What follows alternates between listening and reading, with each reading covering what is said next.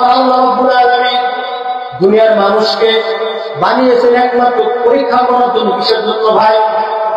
আল্লাহ রাব্বুল আলামিন সূরাতুল মুলকের 29 নম্বর পারার মধ্যে বলেন, আল্লাযী খালাকাল মাউতা ওয়াল হায়াতা লিয়াবলুয়াকুম আইয়ুকুম আহসানু আমালা ওয়া হুয়াল আজিজুল গফুর। আল্লাহ রাব্বুল আলামিন কোরআন কারীমের মধ্যে বলেন, আল্লাযী খালাকাল মাউতা ওয়াল হায়াতা, হে দুনিয়ার মানুষেরা, হে পৃথিবীর মানুষেরা, আমি আল্লাহ রাব্বুল আলামিন আল্লাযী খালাকাল মাউতা ওয়াল হায়াতা, দুনিয়ার জমিনে তোমাদেরকে পাঠাইলাম মাউতা ওয়াল হায়াতা, হায়াত দিয়ে এবং মৃত্যু দিয়ে। কি দিয়ে ভাই? হায়াত দিয়ে মৃত্যু দিয়ে পাঠাইলাম। এখন আপনাদের প্রশ্ন আসতে হুজুর, আল্লাহ রাব্বুল আলামিন শব্দ ভালো করে খেয়াল করুন।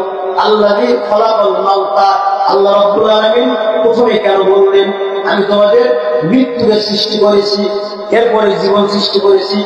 সমস্ত মুফাসসিরগণ জবাব দিয়েছে। আর আল্লাহ তাআলা বলেন আল্লাযী খালাকাল মাউতা, আল্লাহ তাআলা মরণ শব্দকে সৃষ্টি করে এক নম্বর কারণ।